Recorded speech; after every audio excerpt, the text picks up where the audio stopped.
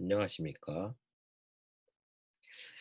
인권과 평화 4강 주제는 제주 4.3 사건입니다. 여러분 제주 4.3 사건에 대해 고등학교 때 배운 바 있거나 아니면 뭐 해마다 4월 3일이면 제주 4.3 관련 언론 보도가 많이 나오죠. 그래서 어느 정도는 이 사건에 대해서 잘 알고 있을 거라고 생각을 합니다. 제주도 여행 중에 제주 4.3 사건 관련 박물관이나 기념관 또는 그 흔적이 있는 유적에 가봤던 학생도 한 번쯤은 이 사건에 대해 생각해 봤으리라고 생각합니다. 제가 여기서 질문을 하나 드릴게요. 제주 4.3 사건의 이름이 무엇입니까? 네, 이름이요. 사건이 이름인 건 아니죠. 네. 지금 제주 4.3 사건이라는 이름은 장소와 시간성만 드러날 뿐 그 사건의 성격이 드러나 있지 않은 임시 이름이죠. 예컨대 5.18 광주 사건이라고 우리는 부르지 않습니다. 뭐 간혹 5.18 광주 뭐 항쟁이라고 부르는 분들도 있지만 공식적으로는 5.18 광주 민주화 운동이라는 이름이 있잖아요. 네. 그런 의미에서 보면 제주 4.3 사건은 이름이 아직 없습니다. 여러분들 제주 4.3 평화박물관에 가면 입구에 전시 입구에 백비가 누워 있습니다. 예, 이름이 없음을 예술적으로 재현하는 것이죠. 제주 4.3 사건의 정명, 그러니까 올바른 이름은 무엇일까요? 제주 4.3 사건은 1948년 4월 3일을 일단 지시합니다. 그러나 뭐 사건의 배경으로 보면 그 전해인 47년 3월부터 거슬러 올라가죠. 그리고 사실은 사건이 끝나는 시점이 1954년 9월이거든요. 그러면 약 7년 7개월 동안 전개되었다고 볼 수 있습니다. 긴 시기에 사건이 전개되었기 때문에 다시 말하면 한국이라는 국가 형성 시기부터 심지어는 한국 전쟁을 지나서 한국 전쟁이 휴전 이후에도 진행된 여러 사건들을 총칭하는 것이므로 국면마다 사건의 성격이 다르고 좀 복잡합니다. 뭐 물론 초기 국면에 주목하면 제주 4.3 항쟁 또는 민중항쟁이라는 이름을 붙이기도 합니다. 그러나 전반적으로 계속된 제주도민들, 특히 민간인들을 대상으로 한 대량 학살과 여러 유형의 피해에 주목해 보면 제노사이드로 제주 4.3을 바라보는 시각도 강하게 존재하는 것이죠. 그래서 오늘 강의는 단순하게 제주 4.3 사건의 배경, 혹은 전개, 뭐 결과 이렇게 단선적으로 사건을 이해하는 것을 넘어서 제노사이드로 본 제주 4.3 사건의 문제를 다루려고 해요. 제주 4.3 사건에 대해서 잘 알지 못하는 학생도 있을 수 있어서 내용이 조금 어려울 수도 있겠지만 중요한 것은 디테일한 역사적 사실들을 배우는 것을 넘어서 이런 사건이나 주제를 통해서 현재 우리가 무엇을 생각하고 성찰할 것인가 뭐 이겠죠. 제노사이드로 보면 제주 4.3 사건은 제주 지역만의 어떤 예외적인 사건이 아니라는 걸 잘 알게 될 겁니다. 제주 4.3 사건은 한국 전쟁기 전국적으로 발생했던 국가폭력에 의한 자국민 대량 학살과 사회적 파괴의 전조이자 일종의 축도판이었다고 볼 수 있어요. 그리고 이를 성찰적으로 자꾸 대면하고 반성하지 않으면 4.3 사건은 화석이 아니라 그 이후에도 계속되는 것이죠. 베트남 전쟁이나 5.18 광주 그리고 지금도 반복되지 않으리란 보장을 할 수가 없어요. 다시 말해서 현재의 문제이자 이를 대면하고 해결하지 않는 한 미래의 문제이기도 하다는 예, 말씀을 드리고 싶습니다.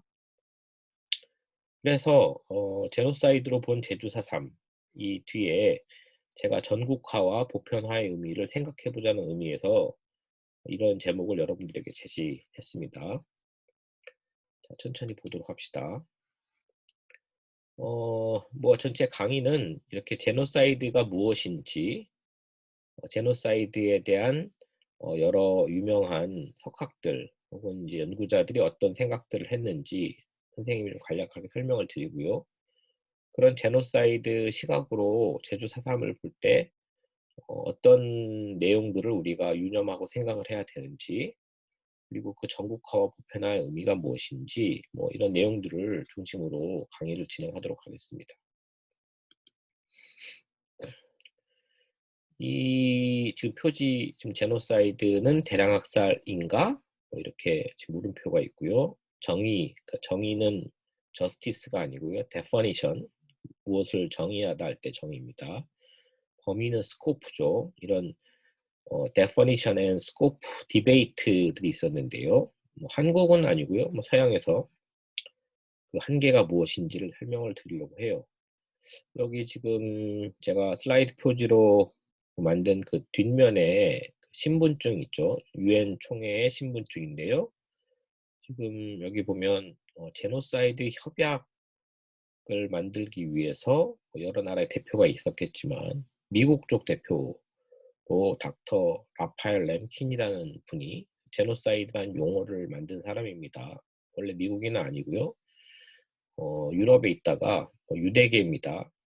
이렇게 폴란드에서 이렇게 미국 쪽으로 망명하게 되는 그런 과정들이 있었고, 결국 미국 쪽에서 활동하면서 유엔을 무대로 제노사이드가 벌어지면 안 된다라는 문제의식 아래 거의 1인 십자군 운동하듯이 열심히 싸워서 협약을 만들어냈어요. 협약을, 그러니까 유엔 국가들이, 유엔의 가맹국들이 이제 동의를 하게끔 해서 만든 협약이 있는 거죠. 라파엘 램킨의 지금 신분증을 달고 있어요. 보여드리고 있습니다. 이 제노사이드라는 용어는 사실 공론의 영역에서는 낯선 용어는 아니에요. 한국 전쟁 전후 자국민을 대상으로 한 민간인 집단 학살 사건들의 진상이 언론이나 학계, 뭐 그리고 정부 조사 보고서를 통해 알려지고, 이러한 국가폭력의 불법성에 대해서 국제법적으로 검토되면서 전쟁 범죄 또는 인도에 반하는 범죄, 반인도 범죄라고 하죠. 인간성에 반하는 범죄, 그리고 그것과 함께 제노사이드 범죄에 대한 관심이 환기된 결과였습니다. 이렇게 제노사이드 협약에 대해서 또 관심을 갖게 되는 것이죠. 용어는 이제 익숙해졌는데 이 단어가 지시하는, 이 용어가 지시하는 의미에 대한 이해의 차이가 여전히 한국에서 존재합니다. 통상적이고 일반적인 이해는 국제법 학자들이 제노사이드의 번역으로 사용되는 집단 살해이죠. 집단 살해. 한국 외교부 문서에서도 제노사이드를 이렇게 집단 살해라고 번역을 하고 있어요. 일각에서는 더 협소하게 제노사이드를 인종학살 또는 종족학살로 이해합니다. 왜냐하면 제노사이드가 어원적으로 보면 이게 신조어인데요. 아까 얘기했던 라파엘 램킨이라는 분이 만든 신조어예요. 인종 혹은 종족을 의미하는 그리스어 제노스와 학살을 의미하는 라틴어 사이드의 합성을 하는 사실에 주목해서 좀 그렇게 좁게 이해하는 거죠. 그러나 최근 제노사이드가 어떤 집단 성원들에 대한 대량 학살 같은 물리적인 파괴만을 지시하는 것이 아니라 집단의 삶의 토대 및 사회적 양식에 대한 사회적 파괴를 포함하는 것이라는 논의가 힘을 얻고 있습니다. 사실 라파엘 램킨이 이 용어를 만든 이유도 그렇게 물리적 학살, 대량 학살만 포착하려고 했던 것이 아니라 이처럼 사회적 파괴를 피해 집단의 삶을 사회적으로 파괴하는 것에 대한 것까지 포함시키려고 했던 것이거든요. 그래서 이런 사회적 파괴를 표현할 수 있는 적절한 번역어가 없기 때문에 그냥 발음 그대로 어, 제노사이드라고 표기하자는 입장도 많아요. 그러니까 뭐 집단 살해라든지 대량 학살, 뭐 이렇게 뭐 종족 학살, 인종 학살 이렇게 번역하지 말고 제노사이드라고 합시다 이렇게 하는 거죠. 선생님도 제노사이드라고 지금 표기를 한 것이죠. 이에 따르면 학살은 궁극적인 파괴 수단이긴 한데 학살만이 집단 파괴를 의미하는 것은 아니기 때문이죠. 집단 파괴는 삶의 방식과 사회적 연결망 그리고 제도, 뭐 공동체의 가치에 대한 파괴, 절멸을 목적으로 하는 거죠. 라파엘 램킨도 제노사이드가 집단에 대한 즉각적인 파괴만을 의미하는 건 아니다라고 했고요. 램킨에 따르면 제노사이드는 국민, 민족, 어, 집단 자체를 뭐랄까요, 절멸할 목적으로 그 집단 구성원들의 삶에서 본질적인 토대를 파괴하기 위해 시도되는 다양한 행위로 이루어진 공도 가능한 계획을 의미한다라고 말했어요. 말이 좀 어렵죠, 길어지고. 제노사이드의 목적은 그 집단의 정치, 사회제도, 그리고 문화, 언어, 민족 감정, 종교, 경제적 생존 기반을 붕괴시키고 개인들의 안전, 자유, 존엄성과 생명, 그 삶까지 파괴하는 데 있다고 말했어요.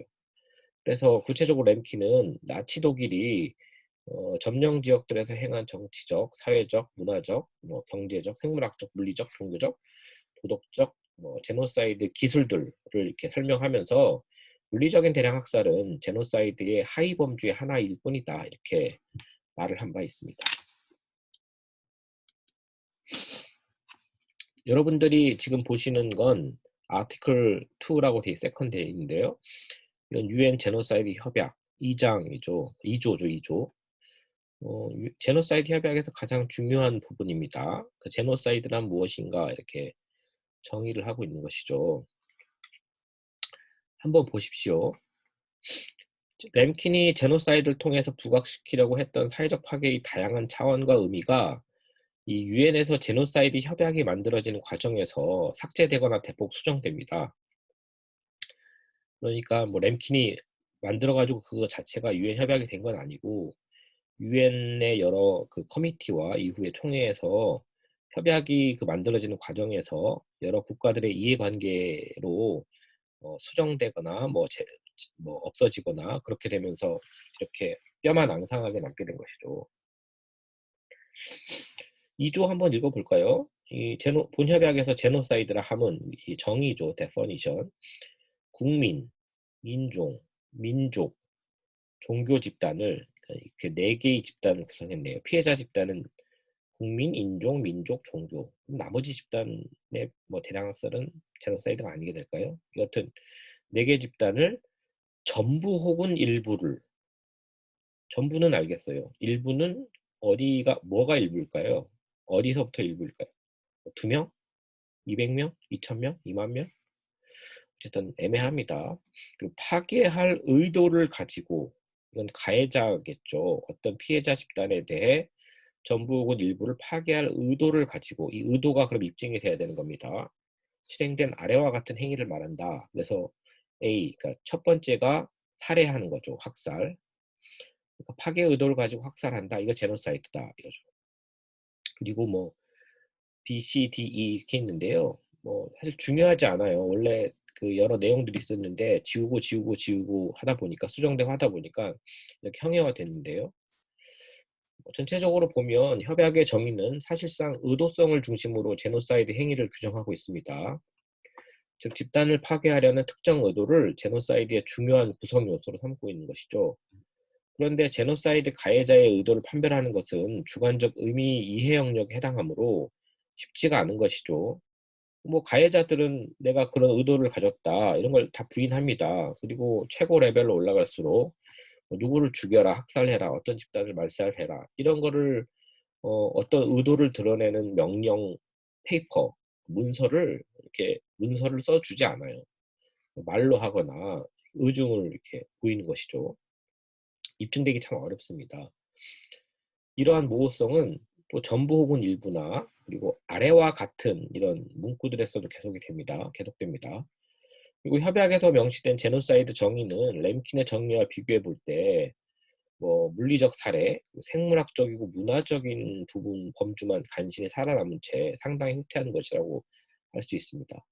왜 이렇게 됐느냐? 이게 바로 그 유엔 그 제노사이드 협약이 통과되는 과정에서 쟁점화됐던 것이거든요. 뭐 크게 제가 정리를 한 거는 이렇게 정치적 집단, 그러니까 우리가 뭐 아까 국민, 민족, 인종, 종교 집단이라고 했는데 정치적인 이유로 죽임을 당하는 정치 집단의 포함 여부 문제에 대한 논쟁이 당연히 있었습니다. 정치적 학살은 제노사이드냐 아니냐 이런 쟁점으로 이어지겠죠. 그리고 도대체 범위 어디까지가 제노사이드냐 그리고 규모, 아까 전부 일부라고 했는데 몇 명, 몇 퍼센트가 이 일부에 해당하는가를 둘러싼 논쟁도 있겠고요. 의도의 입증 여부 문제가 당연히 양날의 칼인 것이죠. 그리고 이게 다 입증이 됐다고 하면 그래 어떤 국가의 지도자가 제노사이드를 했는데 이걸 누가 어떤 사법적 관할권을 가지고 형사 책임을 물게 할 것이냐, 이른바 국제 형사재판소, 사법재판소의 문제겠죠. 처벌 문제가 있어. 이런 게 없으면 사실 강제성이 없는 것이거든요. 이런 게 다 쟁점이 됐던 겁니다.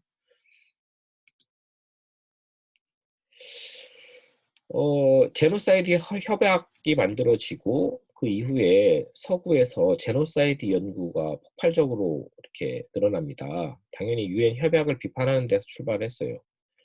그런데 그 방향이 그러면 그 협약을 만드는데 한파 역할을 했던 라파엘 램킨의 원래 의도와 원래 그런 내용대로 돌아가느냐? 그렇지 않았던 것이죠. 램킨이 가고자 했던 길의 반대 방향으로 갔다고 생각을 합니다. 제노사이드 연구자들 간의 그 제노사이드에 대한 아까 얘기했던 데퍼니션 디베이트와 뭐 범위 논쟁, 정의 논쟁, 범위 논쟁이 거듭되었는데요. 그럴수록 오히려 제노사이드 개념은 협약보다도 더 물리적인 학살로, 물리적인 절멸로 축소되는 경향들이 한편으로 존재했습니다. 홀로코스트라는 개념이 있거든요. 이게 일종 유대인 학살을 드러내는 용어인 거죠. 희생자 번제 이런 이제 어원인 뜻인데요. 홀로코스트만이 유일하게 유일무이하게 제노사이드에 해당한다는 식의 논쟁, 그런 뭐 유일무이성 신화라고 할까요? 그리고 다른 극단, 정반대의 극단으로는 제노사이드는 용어가 쓸모가 없으니까 아예 그냥 실용적으로 하나하나 지칭을 하는 것이죠. 근데 구6.5 내전을 보고 에스닉 클린징, 그러니까 민족 집단에 대한 특정 종족 집단에 대한 이제 클린징, 가해자들의 용어인 거죠. 청소인데요. 따옴표로 붙였어요. 그래서 이렇게 이런 개념의 실용주의적 활용 사이에서 제노사이드 개념은 상대적으로 입지가 축소되어 갔습니다. 이 제노사이드 개념은 지금 유엔 국제법 정의니까 이 국제법적 정의, 그러니까 합의된 이 용어를 그 많은 사람들이 사실 지키려고 할 것이잖아요. 뭐 형해가 되긴 했지만 어쨌든 국제적으로 이건 하지 말아야 한다는 약속 같은 게 지금 설정 만들어져 있으니까 이걸 지키려고 할 텐데 양극단에서 점점 입지가 축소돼 가는 것이죠.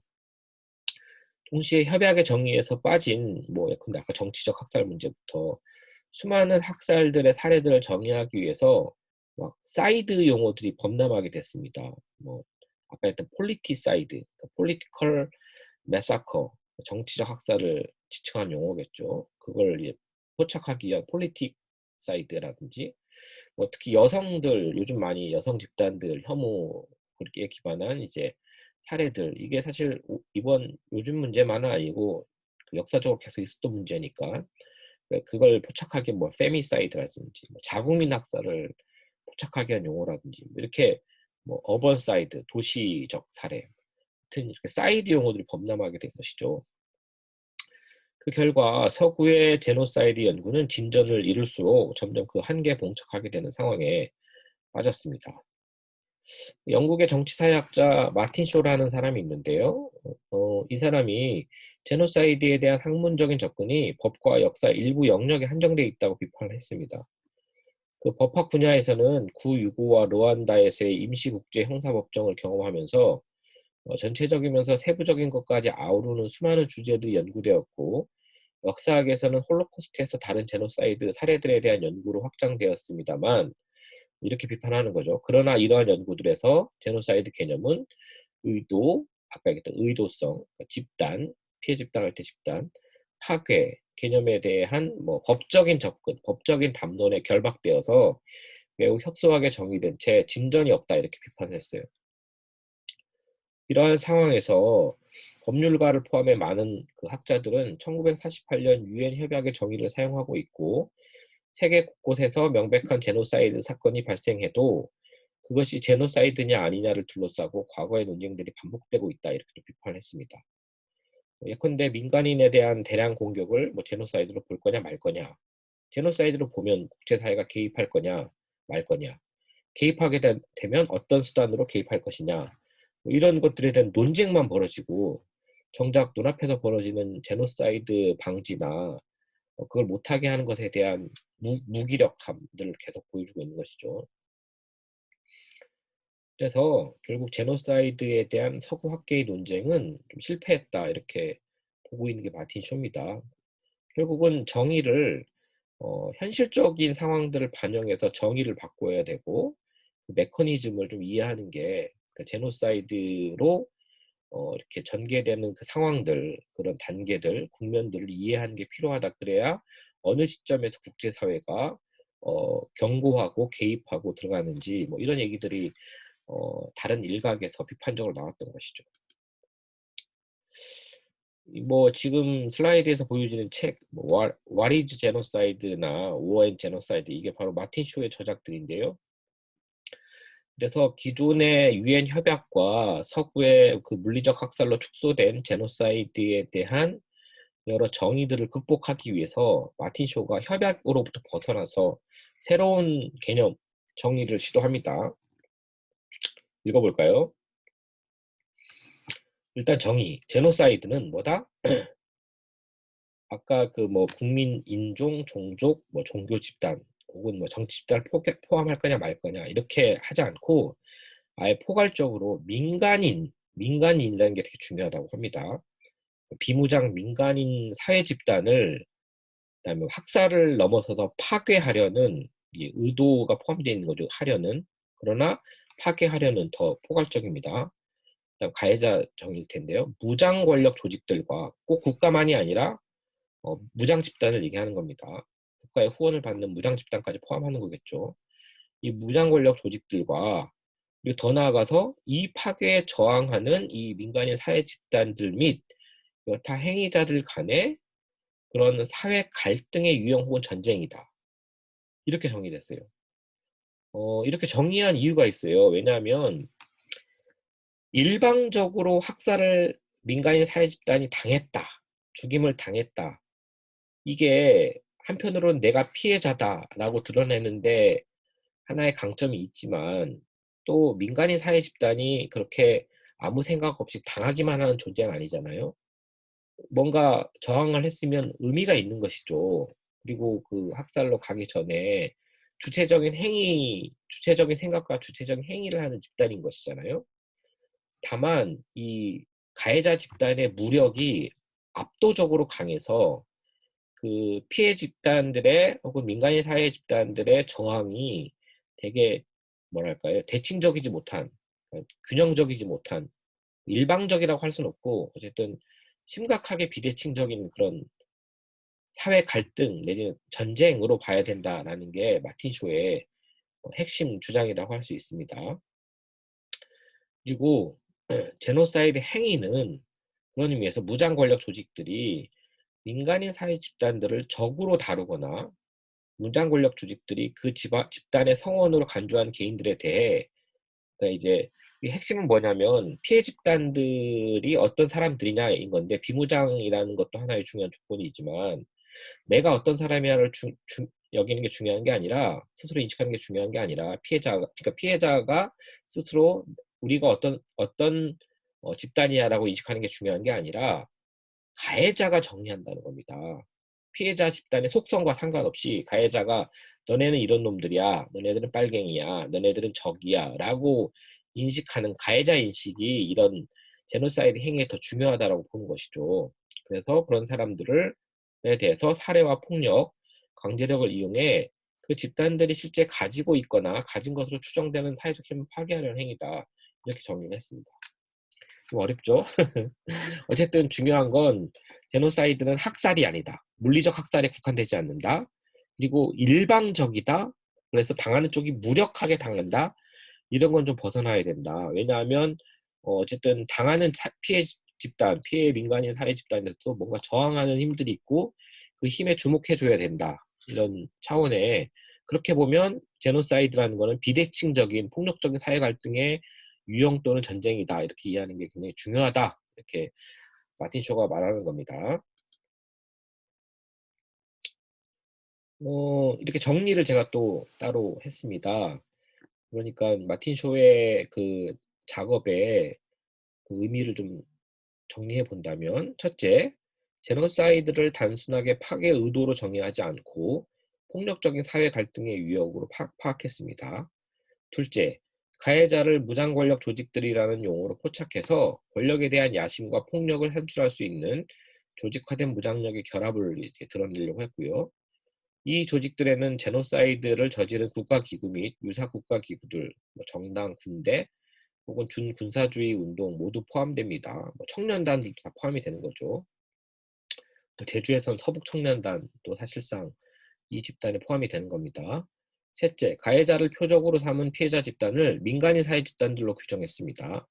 이는 표적들의 특정한 사회적 특성, 예컨대 인종, 계급, 국민, 민족성, 종교 이런 게 사회적 특성이 중요한 게 아니라 비무장 민간인의 성격을 통해 정의를 하려고 한 것이죠. 그래서 공격받은 집단들이 자의식적인 어떤 집단인지에 대해서는 결정하지 않고 열어두었어요. 그리고 네 번째, 일부러 그 무장 권력 조직과 사회 집단을 지금 들이라는 복수형으로 표현했습니다. 가해자와 피해자 집단의 단일성을 가정하지 않으려는 것이죠. 그리고 다섯 번째, 사회 집단들을 파괴하려는 목적은 그 집단들의 개별 성원들을 학살하는 것으로 환원되는 것이 아니라 경제적, 정치적, 문화적 의미에서 그 집단들의 사회적 힘을 파괴하는 것으로 이해됩니다. 그리고 여섯 번째는 무장 권력 조직들은 제노사이드에 저항하는 개인들을 자신들이 파괴시키려는 사회 집단들의 성원으로 간주하는 것이고요. 반대로 공격당한 사람들 역시 자신들을 그 사회 집단의 성원으로 여길 수도 있지만 그렇지 않을 수도 있다는 것을 강조한 게 마틴 쇼의 정의입니다. 그리고 뭐 앞에서 얘기했지만 파괴의 전제 조건이 그 집단들을 군사적 의미에서의 적으로 정의하는 것임을 규정한 것이 마틴 쇼 정의의 특징이라고 할 수 있습니다. 뭐 제가 쓴 거는 이렇게 크게 4개로 썼고 설명을 좀 7개로 드렸는데요. 세분화해서. 이러한 정의는 유엔 협약의 정의를 그 전제로 확대 수정하는 시도와는 좀 멀리 떨어져 있는 것이죠. 새롭게 아예 정의를 해버린 것이죠. 제가 뒤에서 그 고려대학교 최호공 교수의 연구 그 논의를 좀 소개할 텐데 그분은 좀 다른 방식으로 했어요. 그분은 유엔 협약의 정의를 전제로 좀 고치려는 수선하려는 시도를 했어요. 협약의 정의가 내포하고 있는 근본적인 한계는 있지만 어쨌든 국제 협약이기 때문에 이걸 어떻게든 뜯어서 고쳐서 써야 된다는 입장이 있을 수 있고 이렇게 설명 이해를 완결성을 높이기 위해서 마틴 쇼처럼 아예 새롭게 정의하는 경우들이 있는 것이죠. 제노사이드 정의 및 이제 범위 논쟁에서 우리는 한계를 받고 마틴 쇼의 지적 논의를 우리 통해서 봤잖아요. 그래서 일단 제노사이드가 뭐냐 이렇게 주장하는 것 정의하는 것도 중요하지만 그리고 어디까지가 제노사이드냐 이런 것도 중요하지만 도대체 사람이 사람을 왜 죽일까? 어쨌든 이걸 중단시키고 멈추게 하려면 제노사이드 그 자체에 대한 어떤 메커니즘에 대한 이해를 높일 필요가 있겠다라는 이제 주장들이 나오고 연구들이 나오기 시작합니다. 지금부터는 그런 논의들을 좀 우리가 간단하게 살펴보기로 하겠습니다. 제노사이드 메커니즘 연구이죠.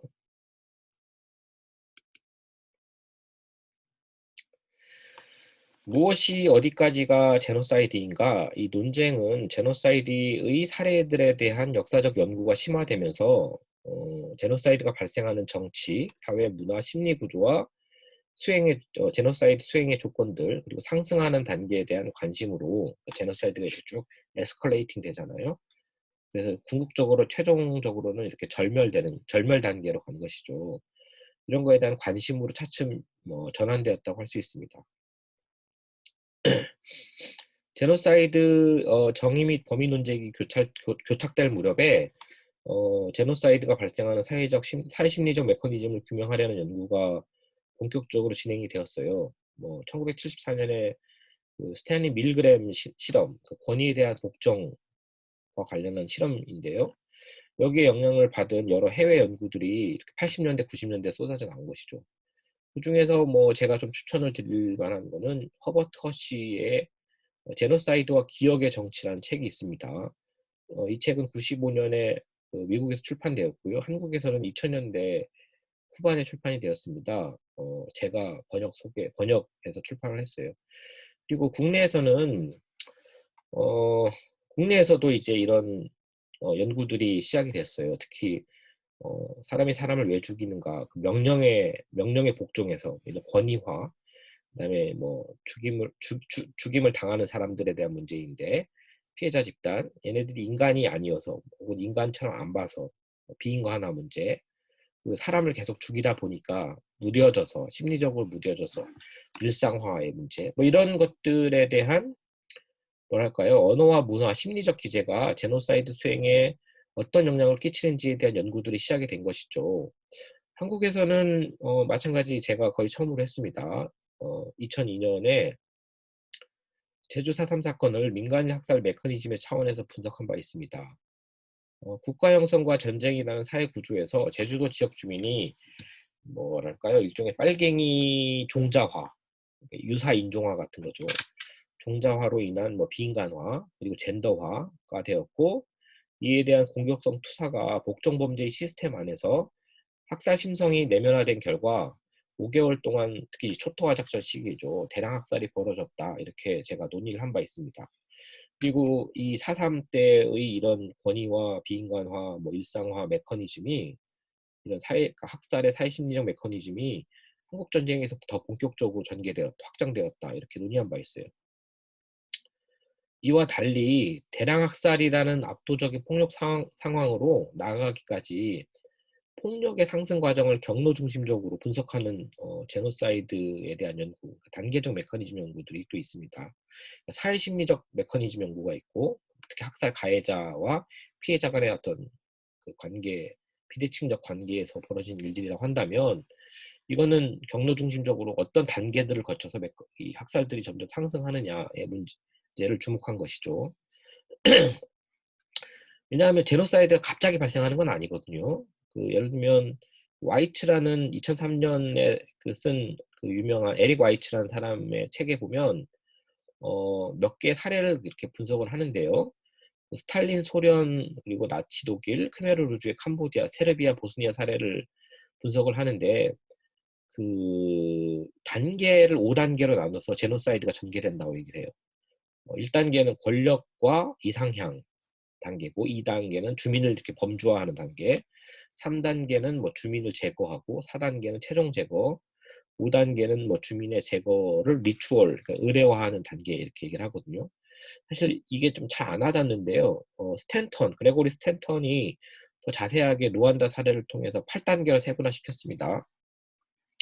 1단계는 우리와 그들을 이제 분류한다. we feeling과 적들. 그다음에 그들을 이제 적으로 표상해야 되는 거죠. 어떻게 이름을 붙여주는 거죠. 죽여도 마땅한 존재로. 유대인, 빨갱이, 해충, 이런 식으로. 특히 이제 동물 이름이나 질병 비유로 비인간화하는 게 3단계입니다. 아까 그런 의미에서. 그리고 죽이는 사람들, 학살 가해자 집단을 이렇게 조직화하고 이렇게 동일시하는 과정들이 4단계고요. 5단계는 온건주의자들 표적으로 학살을 하는 양극화 단계고요. 6단계는 예비 단계, 시험적 학살이 진행되는 준비 단계라고 할 수 있습니다. 일부 집단들에 대해서 시도하는 것이죠. 그리고 이제 전체적인 7단계 절멸, 다 죽여버리는 절멸.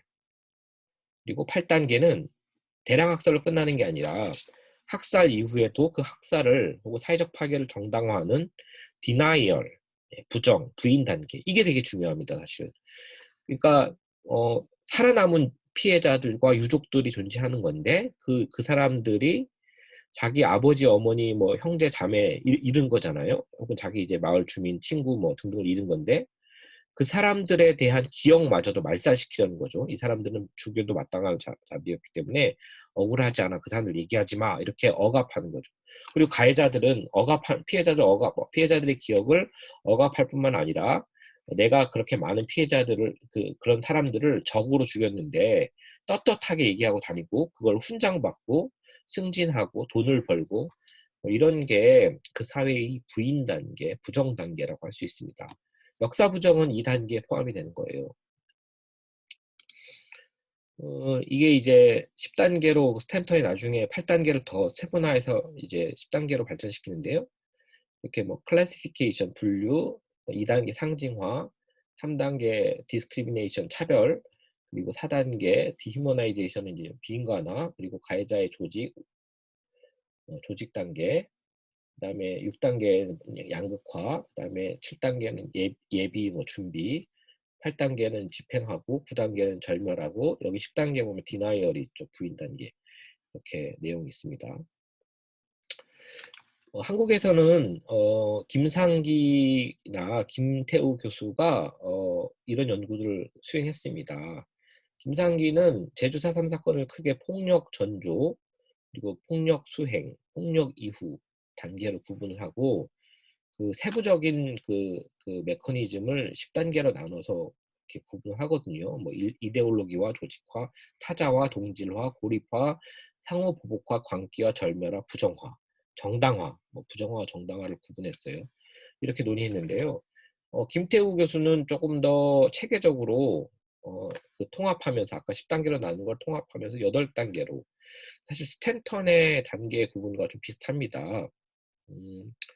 여기 지금 그 낙인과 타자와, 그리고 내부 집단의 조직화, 이건 가해자 조직화죠. 피해자 낙인과 타자와, 그다음에 가해자 집단의 조직화, 국지적으로 집단 학살이 벌어지고 고립시키고 상징화시키고, 한국에만 있는 단계라고 이제 김태우 교수는 주장을 하는데, 이제 전향갱생의 단계로 치료를 하지만 감염자에 대한 이 치료가 강박적이고 불가능한 거라는 거죠. 어떤 전쟁 상태라든지 극단적인 상황에 문턱을 넘어서면 결국 다 살처분하는, 절멸이라는 것 대신 살처분이라는 표현을 썼다는 거, 그리고 마지막 부정부인 단계를 이제 기억의 압살이라고 표현한 바 있습니다. 이 공통적인 그 사회의 심리와 단계가 있어요. 그러니까 이게 사실 제노사이드 메커니즘의 일반론이라고 할 수 있죠. 앞의 논의들 좀 종합을 해보면, 중요한 건 표적이 된 민간인 사회 집단에 대한 비인간화가 진행되죠. 이렇게 폐충화, 귀축화, 뭐 악마화 이렇게. 그리고 가해 그 무장 권력 집단의 조직화, 서로를 동일시하고 권력을 강화시키는 그런 게 있는 거고.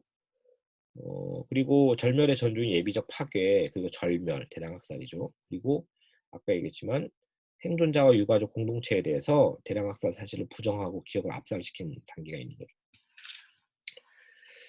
비인간화는 위생담론, 해충이죠. 아까 문학담론, 귀축화, 종교담론, 악마화, 그리고 예비적 파괴가 조응해서 진행되면서 뭐랄까요, 피해자 집단을 죽여야 하는, 혹은 죽여도 되는 절대적 적으로 이렇게 상정하게 되는 겁니다. 우리 한국 역사에서는 빨갱이가 바로 여기에 해당합니다. 가해 집단의 조직화도 이 과정을 거치면서 제노사이드 행위를 정당화하고 서로를 더 동일시하게 되며 권력을 강화시켜 나가죠. 가해 집단의 정체성이 곧 지배적 정체성이 됩니다. 그리고 지배적 사회의 정체성이 됩니다. 예비적 파괴는 절멸의 전조라고 할 수 있습니다. 예비적인 물리적 사회적 파괴 수준이 가혹할수록 절멸은 폭과 깊이에서 훨씬 상회하겠죠. 그리고 마지막으로 부정도 제노사이드의 연장에서 보고 있습니다. 가해 무장 권력 집단은 대량 학살 사실을 부정하거나 심지어 정당화하기도 합니다. 파괴된 민간인 사회 집단의 유가족과 공동체에 대해서도 고문하거나 이후에 뭐 얘기를 한다면 기념을 하고 제사도 못하게 하는 거죠. 투옥시키거나 격리 등을 통해서 기억을 억압하고 역사를 지우는 폭력을 계속 자행하는 것이죠. 어떤 의미에서 제주 4.3 사건은 그래서 이제 그런 의미에서 보면 54년 뭐 9월에 끝난 게 아니라, 사실은 87년 민주화 이전 직전까지도 계속 어떻게 보면 부인 단계가 지속되어 왔던 것이거든요. 뭐 예컨대 현기영의 순위 삼춘 같은 소설이죠. 제주 4.3 사건을 소재로 한 소설을 써도, 혹은 글을 써도, 당국이, 우리 정부가 뭐 검열하거나, 작가들을 검열하거나, 심지어 투옥시키거나, 뭐 고문하거나, 그 유족들도 잡아서 뭐 때리거나, 뭐 이런 일들이 벌어졌다는 걸 우리가 생각을 해보면, 제노사이드라는 관점에서 보면 54년에 끝난 것이 아니라 87년까지도, 혹은 뭐 지금도 그런 요소들이 있다라고 얘기할 수 있는 것이죠. 자, 우리가 이제까지 제노사이드가 뭐냐를 40분 동안 살펴봤어요. 자, 이제 나머지 시간에는 이렇게 보면 제주 4.3 사건에 대해서 어떻게 얘기할 수 있을까, 특히 전국화 보편화 차원에서 어떤 우리가 생각들을 해야 될까라고 우리가 한번 살펴보도록 합시다. 제주 4.3 사건, 여순 사건, 그리고 예비검속 사건, 뭐 형무소 사건, 뭐 국민보도혁명 사건 다 들어봤을 거예요. 부역 혐의 사건, 부역자 처벌이죠. 군경토벌 관련 사건, 미군 사건, 그리고 뭐 빨갱이들에 의한 학살이라고 할까요? 정반대로 빨치산. 그러니까 이 나머지 그러니까 좌익에 의한 학살, 그리고 나머지 그 국가 폭력에 의한 자국민 학살, 이런 사건들이 굉장히 많잖아요. 한국 전쟁 전후 그 전국에 걸쳐 발생했던 민간인들을 대상으로 한 작전 처형 보복의 성격을 갖는 대량 학살 사건들의 카테고리이죠. 이 사건들은 지난 진실 화해를 위한 과거사 정리위원회의 조사를 통해서 그러니까 노무현 정부 때 진실화해위원회가 떴는데요. 이 조사를 통해서 부분적으로는 진실 규명이 이루어진 사건들입니다.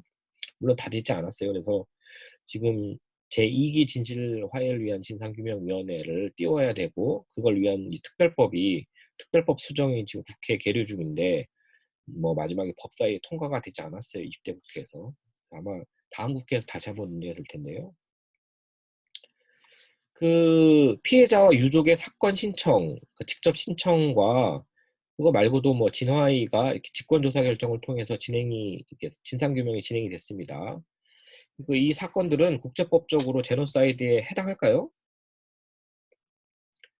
우리가 제주 4.3 사건만 보는 게 아니라 이렇게 연결해서 봐야 되는 이유가 있어요. 아마 제노사이드 유엔 협약의 정의를 축자적으로 엄격하게 적용한다면 논란의 여지 없이 제노사이드다라고 말할 수 있는 사례가 없어요.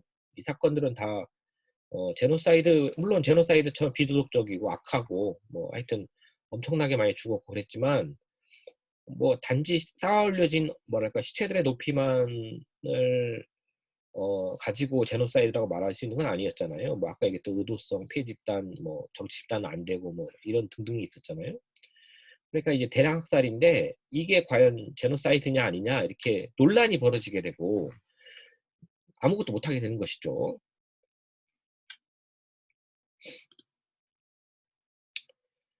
이제 제주 4.3 사건에 대한 뭐 보고서와 그걸 심층적으로 다뤘던 뭐 한겨레 21과 뭐 여러 기획들, 나중에 이 설명을 하려고 제가 소개를 하려고 슬라이드를 만들어 놨는데요. 일단 넘어갈게요. 이제 그런 질문들에 대해서 답을 해야 되는데, 한국에서는 가장 체계적으로 어쨌든 전쟁과 사회라는 책을 쓴 윤동춘 교수와 함께 이제 최우근 교수가 제노사이드라는 책을 통해서 설명을 많이 시도를 했습니다. 최우근의 논의를 좀 볼 필요가 있는데요.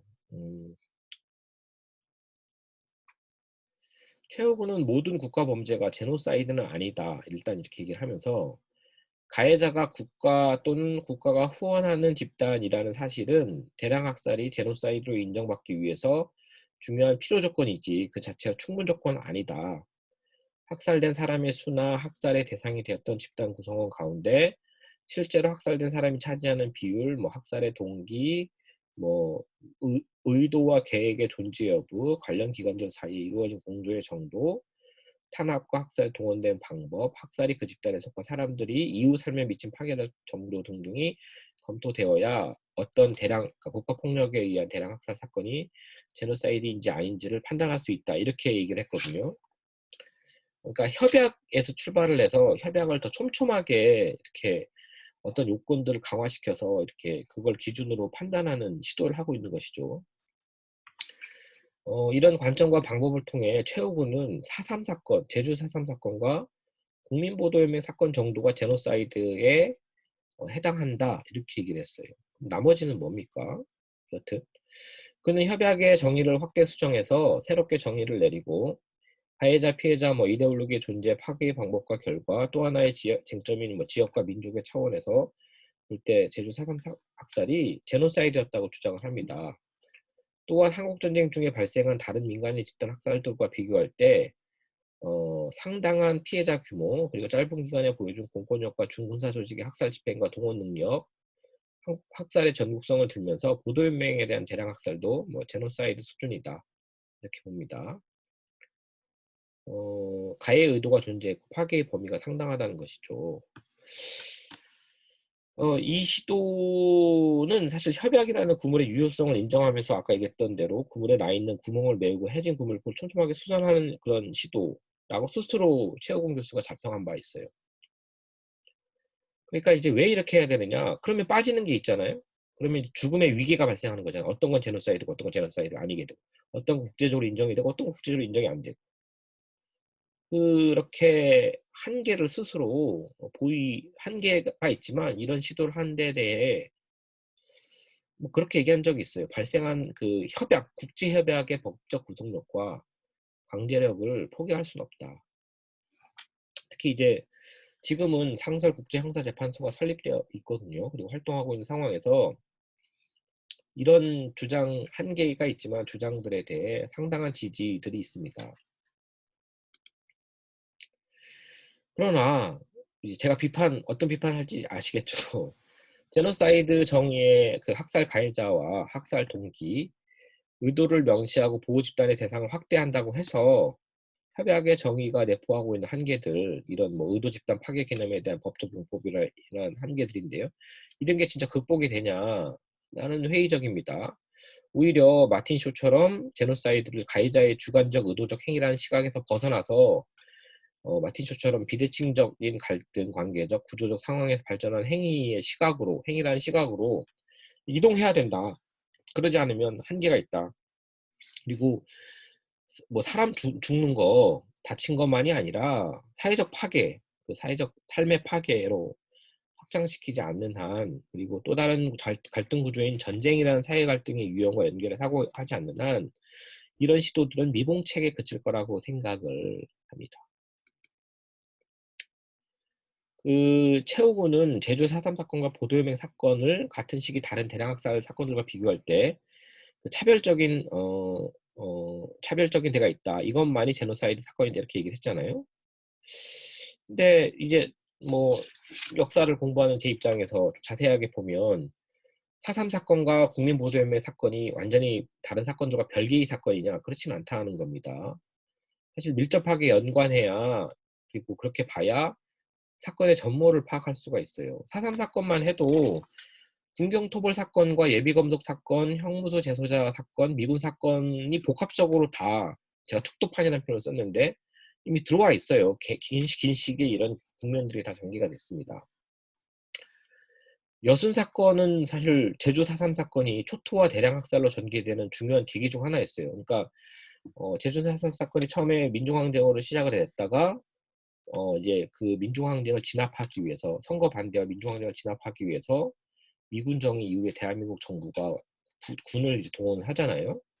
군을 동원하는 과정에서 여수 지역의 14연대가 제주 파병을 거부하고 여수 14연대의 군인 봉기가, 뭐 우리가 반란이라는 표현을 쓰는데요, 공식적으로는 어쨌든 군인 봉기가 전남 동부 지역의 항쟁으로 이렇게 봉기로 확산되는 과정들이 있는 것이거든요.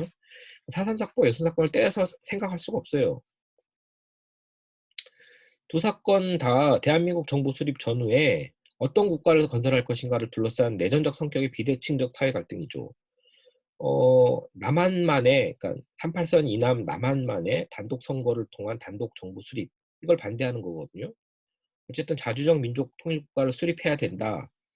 김구와 한독당, 한국독립당, 더 나아가서 김규식과 중도파 세력들의 자주적 그 통일민족국가 수립 시도를 지지한다. 뭐 이런 정치적 노선들을 또 갖고 있었던 것이죠. 이승만 정권, 이승만의 권력을 일정 정도 반대하고 통일민족국가 수립을 어, 그 지지한다라는 주장이 반국가적인 건 아니거든요. 뭐 어떤 특정한 정부에 대한 반정부적인 성격일 수는 있겠지만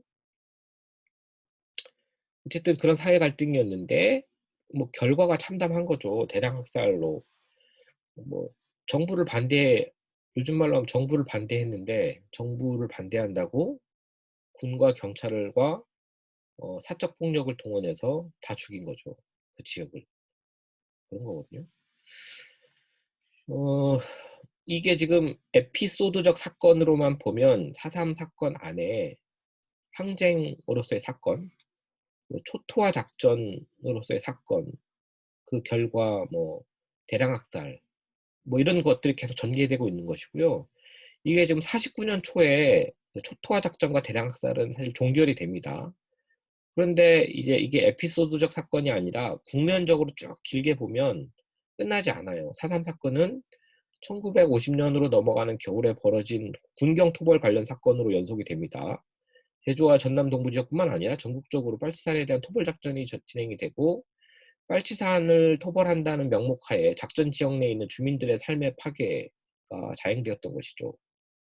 한국전쟁 동안에도 제2전선 지역의 주민들은 학살되었거나 집단 소개되어 삶의 기반이 뿌리째 뽑혀나갔습니다. 지리산 인근은 굉장히 심했죠. 또한 전국적으로 전개된 보돌맹원, 국민보돌맹원, 요시차린, 불순문자에 대한 예비검속 사건은 제주도에서도 벌어져요. 근데 그건 4.3 사건의 연장에서 예비검속이 진행이 되는 거거든요. 그 제주 4.3 사건으로 각종 명부들이 만들어졌기 때문이에요. 그 명부가 삶과 죽음을 갈랐던 것이죠. 피해 규모로 보면 아까 얘기했던 뭐 48년 11월에서 49년 3월 이 5개월 동안 많은 그 초토화 작전과 대량 학살이 이루어졌는데, 그 다음으로 피학살 규모가 크거든요. 그리고 형무소 재소자 학살 사건도 마찬가지인데요. 기결수, 미결수, 단기형, 장기형 가리지 않고 학살한 이른바 좌익수 안에, 그러니까 이제 전국 형무소의 좌익수라는 이름 안에 사실은 4.3 사건 관계자, 여순 사건 관계자들이, 그러니까 재소자들이 있었던 것이고, 대부분 이제 4.3 수용인들, 그러니까 재소자들은 적법한 재판 절차를 거치지 않았기 때문에 재판 기록도 없는 상태에서 황당한 재판, 그러니까 예를 들면 뭐 중산간 지역이 있었다, 어느 지역 걸어가고 있었다, 혹은 일방적으로 누가 이렇게 모함을 했다 등등, 그리고 끌려와서 재판이라고도 할 수 없는 형식으로 처리돼서 전국 형무소에 이렇게 산재해서 있다가 한국전쟁이 터지고 풀려나지 않았을 때 정치범으로, 좌익수로 대량 학살 당한 것이죠. 그런 의미에서 보면 형무소 재소자 학살 사건과 제주 4.3 사건은 뗄래야 뗄 수가 없습니다. 지금 제주 4.3 수용인 재심 판결과 그 이후 지금 며칠 전에 문재인 대통령이 그 72주년 제주 4.3 사건 추념사에서도 그 부분이 언급되고 있습니다. 이건 현지형이에요. 그리고 미군 사건과 관련해서는 그동안 제주 4.3 사건 안에서는 책임의 문제를 흐릿하게 논의되어 왔는데, 사실 상식적으로 생각을 해보십시오. 제주 4.3 사건 국면 초기는 대한민국 정부 수립 시기가 아니라 미군정 시기입니다. 그리고 4.3 사건이 터진 다음에 미군정이 강경 토벌 진압을 결정을 했고, 심지어 미 육사단 20년대를 작전에 투입을 했어요. 제주도에 투입을 했습니다. 그리고 토벌 진압의 작전과 정보 차원에서 이 미 육사단 20년대만이 아니라 국방경비대라든지 그 육지에서 제주도로 간 경찰 응원 부대를 실질적으로 지휘한 게 미군입니다. 미 군사고문단이죠. 대한민국 정부 수립 이후에도 미 군사고문단을 통해서 작전과 정보에 관여했고 미 본국에 보고했습니다. 그리고 제주 4.3 사건 안에는 또 아까 얘기했지만 무장대에 의한 민간 학살이 12.3%를 차지하거든요. 나머지는 이제 일종의 자국민 학살이고, 그리고 무장대 좌익에 의한 학살도 12.3%가 되는 거죠. 그러니까 적대세력 사건이 포함되어 있습니다. 이렇게 보면 전국에서 발생했던 모든 민간 학살 사건들은 사실 제주도에서 이미 예비돼서 전국화되었다고 볼 수 있어요. 그런 맥락에서 아까 선생님이 앞에서 얘기했지만 4.3 사건은 한국전쟁 전후 민간 학살 사건들의 축도였다, 이렇게 이해할 수 있습니다. 분리할 수가 없어요. 그런 얘기를 이제 하는 건데요. 전국화 주장에는 모든 학살 사건들을 연결해서 하나의 제노사이드로 이해해야 대량 폭력의 상승 과정이 전국적인 대량 절멸과 삶의 사회적 파괴로 귀결된다는 것을 온전히 이해할 수 있습니다. 아까 앞에서 스탠턴이나 그 김태우 교수가 얘기했던 그 상승 단계 있잖아요. 그렇게 이해를 해야 되는 거죠. 4.3 사건을 포함해서 전체를 하나의 그림으로 봐야 되는 겁니다. 더 중요한 거는 제노사이드가 대량 절멸로 끝나는 게 아니었고, 이후에도 계속 또한 생존 피해자와 가족, 지역 주민들의 경험과 기억, 정신을 왜곡하고 파괴해왔다는 걸 우리가 이해할 필요가 있습니다. 이렇게 보면 어떤 건 제노사이드다, 어떤 건 제노사이드가 아니다, 이렇게 얘기하는 게 아니죠. 모든 사건들에서 발생한 죽음이 있고 그 죽음에는 위계가 없다, 이렇게 이해할 수 있습니다. 이번에는 이제 보편화 얘기를 좀 해야겠어요. 아까 전국화 얘기였는데 제주 4.3 사건의 보편화를 제노사이드 메커니즘의 일반 이론 차원에서 논의하려고 합니다. 공통적인 사회 심리와 단계 메커니즘이 있다고 했죠. 앞서 이제 정리를 했지만 표적이 된 민간인 사회 집단에 대한 비인간화, 그리고 가해 무장 권력 집단의 조직화, 국지적 학살, 절멸, 부정이 4.3 사건에서도 그리고 제노사이드 일반에서도 핵심 단계입니다. 제노사이드 행위를 정당화시키는 건 무엇일지 여러분들 아까 앞에서 봤죠. 학살의 동기를 제공하거나 학살을 주저하는 사람들에게 양심을 마비시키거나 위안을 주면서 학살에 가담하도록 돕는 건 바로 비인간화죠. 죽여도 되는, 죽여야만 하는 적창출인 것이죠. 학살의 대상이 적이면서 인간 이하의 존재를 믿게 만드는 것입니다. 가해자를 유혹하고 피해자를 공포에 떨게 한 이데올로기, 즉 표적이 된 민간인 집단들에 대한 가해 무장 권력 집단들의 타자 인식과 논리는 무엇이었을까요? 바로 빨갱이 논리였죠. 공산주의를 부정적으로 재현하는 시도는 뭐 일제 때부터 계속됐다는 것을 제가 지난 강의 때 얘기를 했습니다.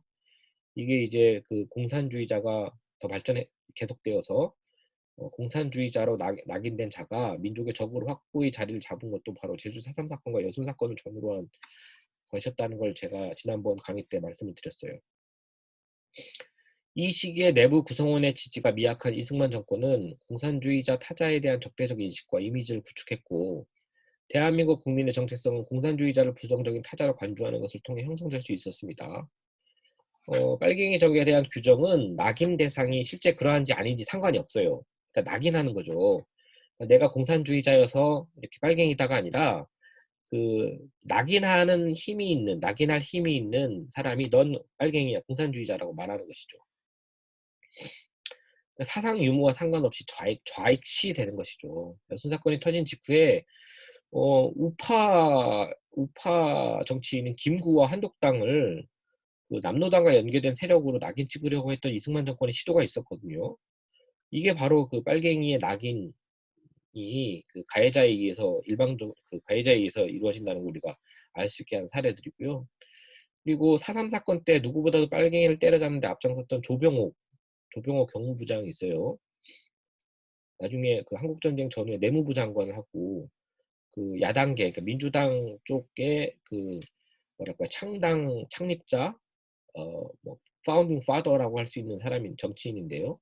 이런 빨갱이 헌터 조병옥한테도 이승만은 정치적으로 제거할 때 빨갱이 간첩으로 이렇게 몰았어요. 이걸 통해서 알 수 있죠.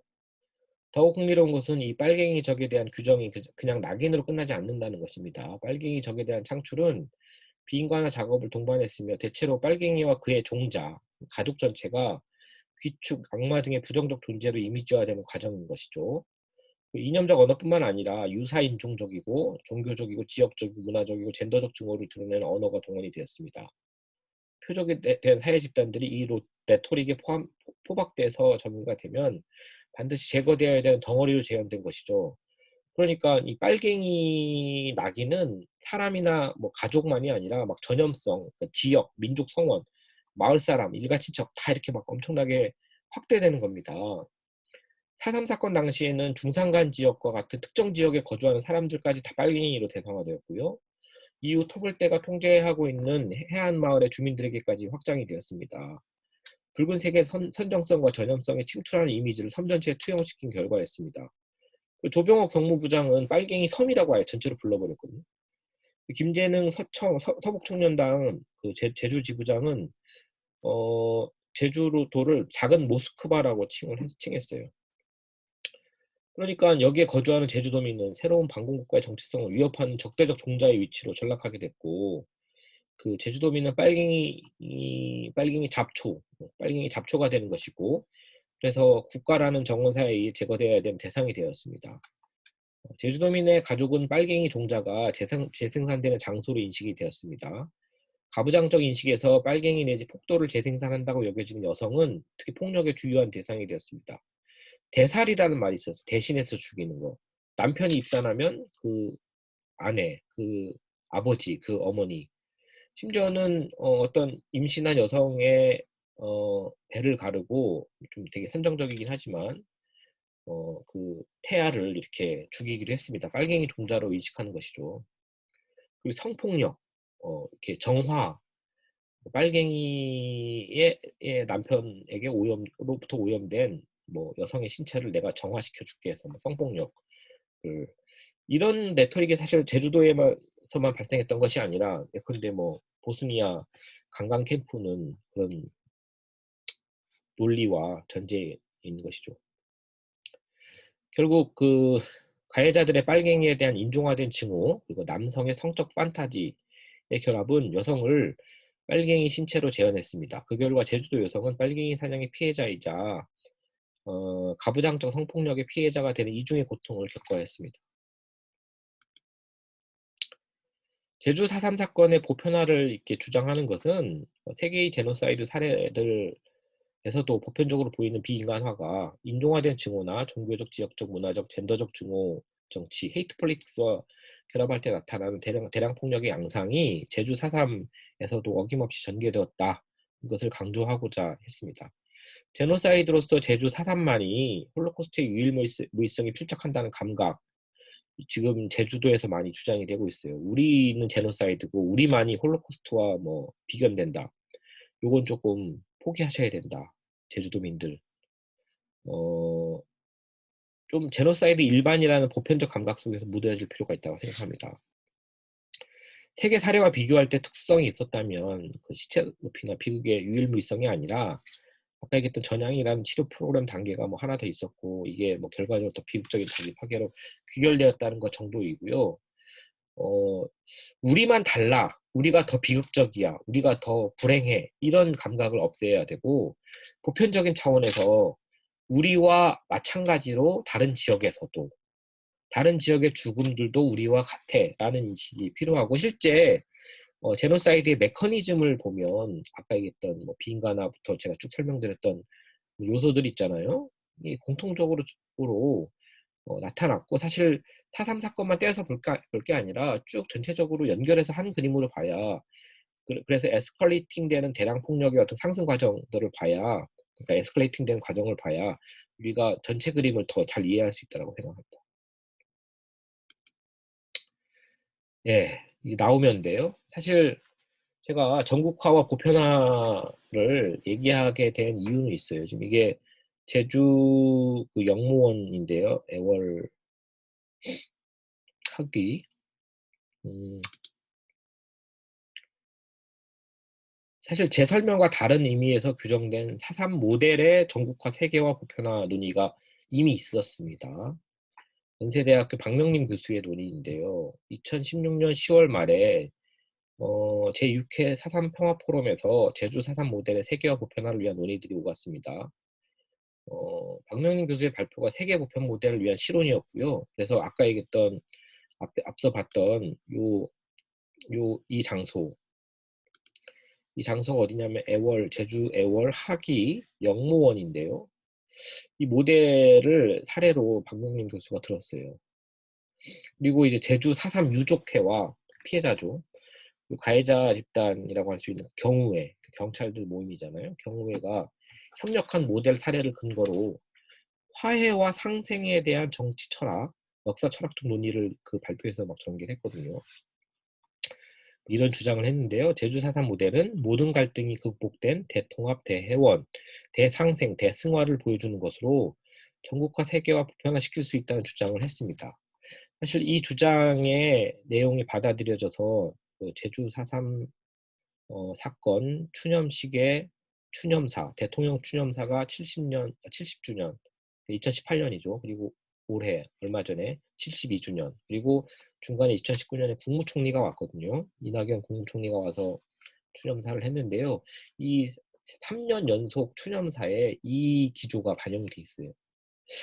뭐 72주년, 얼마 전에 했던 건 조금 변화가 있습니다. 보다 더 대화해, 대상생 이런 것도 중요하지만 더 강조된 건 진실규명이 좀 더 강조됐는데요. 박명림 교수가 언급한 그 영모원 위령단 사례와 유족회 경우의 협력 사례는 흥미롭고 사실 깊이 있게 다양한 접근을 통해 분석돼야 될 사례들인데 학계에서는 이거에 대해서 아주 깊이 있게 연구가 아직 안 됐어요. 뭐 논문, 석사학위 논문 정도 하나고.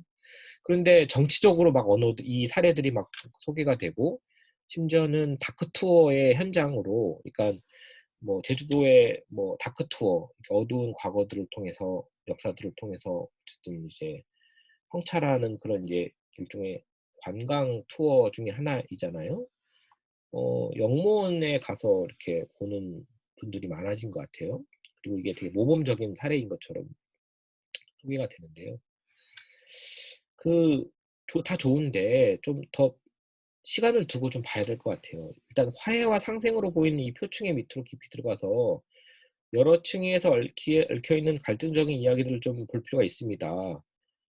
매끈하게 서술된 하나의 진실을 간단하게 화해와 상생으로 그냥 덮을 게 아니라 서로 갈등적인 여러 사실들 속에서 어렵게 진실을 좀 구성해 가면서 그 비석에 새겨진 그 화해와 상생의 이면에 소용돌이를 좀 대면해야 된다고 생각을 해요.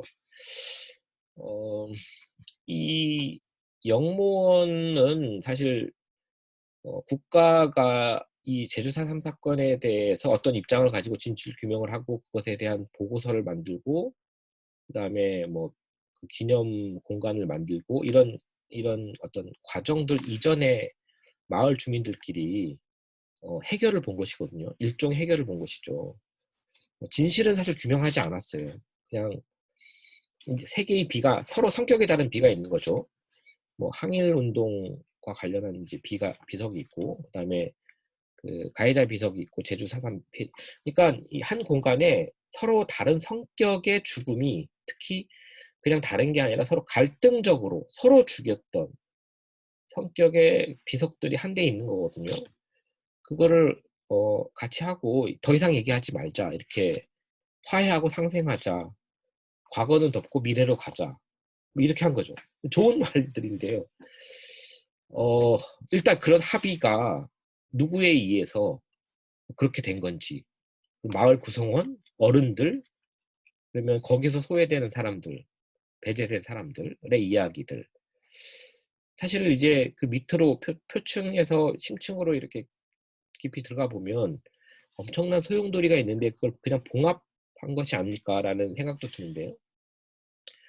어쨌든 이런 거에 대한 화해와 상생을 부각시키는 것 이면에 필요한 작업들이 있는 거거든요. 화해라는 것도 뭐 일방으로 가해자가 피해자한테 화해하자 웃긴 거잖아요. 그리고 뭐 서로 피해자였다 하더라도 일단 마을 안에도 가해 피해가 엄청나게 복잡하게 얽힙니다. 어떤 가해가 피해로 이어지고 그 피해가 다시 가해로 발산되기도 하고 이렇게 가해 피해라는 게 이분법적으로 딱 구분이 되는 게 아니거든요. 어떤 삶 속에서 어떤 사건 속에서는 되게 얽히면서 연속되기도 하는데요. 그런 어떤 이면의 그 화해와 상생 이면의 소용돌이를 좀 대면하고 진실을 하나하나 길어 올린 다음에 그걸 대면하면서 사실 극복하는 과정에서 화해가 이루어지고 상생이 나오는 건데 그거 없이 화해와 상생을 얘기하는 게 과연 맞는 얘기일까? 이런 고민들이 많이 들었던 것이죠. 제주 4.3 모델은 박명님이 주장하는 것처럼 제주에서 전국으로 그리고 세계로 그리고 보편적으로 내놓을 수 있는 수출품은 아닌 것 같아요. 그런 표현을 쓰시는데요. 다 떠나서 제주 4.3 모델은 진실규명의 차원에서 볼 때 완성된 게 전 아니라고 봅니다. 4.3 사건과 관련된 사실들이 차고 넘치는 듯 보이지만 진실은 아직도 제 모습을 드러내지 않았다라고 저는 보고 있어요. 물론 과거에 제주 4.3 진상규명위원회가 만들어지고 그리고 많이 이제 자료도 모으고 일종의 하나의 역사적 사실 혹은 내러티브를 구성한 건 사실입니다만 그게 전부는 아니에요. 되게 단선적인 진실이죠. 4.3 사건의 진실은 그런 의미에서 완전한 것도 최종적인 것도 아니라고 생각합니다. 2003년까지의 여러 정치적 제약과 법적 권한의 한계 그리고 조사 및 연구 역량의 한계들을 반영한 것이고 당시로선 최대치였겠지만 지금은 사실 이제 많이 보완이 돼야 되는 것이고 앞으로는 더더욱 그렇겠죠. 진실들이 다 드러나지 않았는데 화해와 상생 그리고 통합으로 정리해 버리는 것은 저는 좀 조심스럽게 말씀드리면 현대화된 과거사에 대한 또 다른 폭력이 아닐까 생각합니다. 덮어버리는 겁니다. 일종의 다른 부인과 부정, 다른 유형의 부인과 부정이 아닐까. 안 그래도 청산, 정리, 극복이란 용어가 폭력적이라고 논의되었던 차에 이렇게 봉합하고 끝내버리면 국가에 의해 제도화된 과거 청산의 무용론이 강력하게 제기될 수도 있다라고 생각합니다. 국가 범죄에 대해 국가가 나서서 제도적으로 청산하는 것은 이런 여러 명백한 한계에도 불구하고 이런 대량 폭력과 범죄를 다시는 반복되지 않기를 국가 스스로 경계하기 위함이잖아요. 이 목적을 달성하기 위해서는 그게 뭐 진실 화해 모델이든 뭐 진실이 전제된 상태에서 화해 모델이든 진실을 규명해서 정의를 추구하든 그러니까 진실 정의 모델이죠. 어쨌든 중요한 건 진실 규명만큼은 철저하게 선행돼야 되는 것이죠. 그런 맥락에서 볼 때 제주 4.3 사건의 전국화 보편화 이면에 화해와 상생이라는 치유라는 단어를 무조건 이렇게 부각시키는 것은 지금은 좀 경계해야 되지 않을까라고 생각을 합니다. 오늘 제주 4.3 사건을 중심으로 얘기했지만 사실 이런 문제들이 한국전쟁 그리고 더 나아가 베트남 전쟁, 5.18 심지어 어떤 내용들은 세월호에 이르는 것이거든요. 오늘 좀 내용이 어려웠겠지만 제노사이드라는 용어 자체, 이론 자체가 좀 어렵지만 그래도 한번 깊이 있게 용어 하나를 정말 깊이 있게 들어가 봤는데요. 이런 고민 속에서 여러분들의 사고의 폭, 이런 주제들에 대해서 바라보는 시선의 확장성, 이런 것들을 좀 기대하게 됩니다. 오늘 수고가 많으셨는데요. 여러분들에게 드릴 숙제가 있습니다. 제가 별도로 게시판에 메모 과제를 낼 텐데요. 어쨌든 문재인 정부가 이전의 정부와 달리 제주 4.3 사건에 대해서 다른 인식과 행보를 보여주고 있어요. 그리고 노무현 정부 때의 인식의 연장에 있습니다. 그리고 그 안에서도 사실은 약간의 차이들이 있거든요. 이 사진은 70주년, 그러니까 2018년에 대통령이 정말 노무현 대통령 이후, 그러니까 이명박근혜 정부 때 안 왔잖아요. 그 대통령이 직접 와가지고 제주도민들의 마음을 이렇게 적셨던 그런 추념사인데요. 그러면서도 한편으로 비판적인 부분들이 있어서 여러 얘기들이 오갔습니다만 이 추념식 장면이고요. 이거는 작년 2019년 71주년에 이제 이낙연 국무총리가 대통령을 대신해서 왔을 때의 그 추념사 낭독 장면이고 그리고 이게 며칠 전에 제주 4월 3일 때 지금 코로나19 확산 사태의 상황에서도 대통령이 약속을 지켜서 왔어요. 대통령이 이제 문재인 대통령의 공약 중 하나가 경년, 그러니까 2년에 한 번씩은 꼭 제주도에 오겠다라고 했거든요. 그래서 정말 제주도에 온 것만으로도 많은 감동을 줬는데 추념사의 내용도 70주년이나 71주년과 좀 달라진 부분들이 있습니다. 여전한 부분도 있지만 달라진 부분이 있는데요. 어, 아주 좁은 의미에서 보면 추념사 정치라고도 할 수 있지만 왜냐하면 대통령의 말은 일종의 정치 행위이자 메시지이기 때문이죠. 사실 그 정부의 어떤 사건에 대한 인식론, 그 지역을 바라보는 인식의 틀을 보여주는 것이거든요. 그런 맥락에서 이 추념사는 굉장히 중요한 정부의 성격을, 정부의 앞으로의 행보의 성격을, 정책의 행보의 성격을 알 수 있게 하는 시금석입니다. 리트머스 시험지죠. 그래서 여러분들이 한번 유튜브나 그런 포털에 그 70주년, 71주년, 72주년 추념사를 한번 찾아보시고 비교를 해서 그 이번 72주년 추념사의 의미에 대해서 여러분들 메모를 써주셨으면 좋겠습니다. 제가 게시판에 따로 별도로 써놓도록 하겠습니다. 자, 오늘 수업은 여기까지 하고 마치겠습니다. 수고하셨습니다.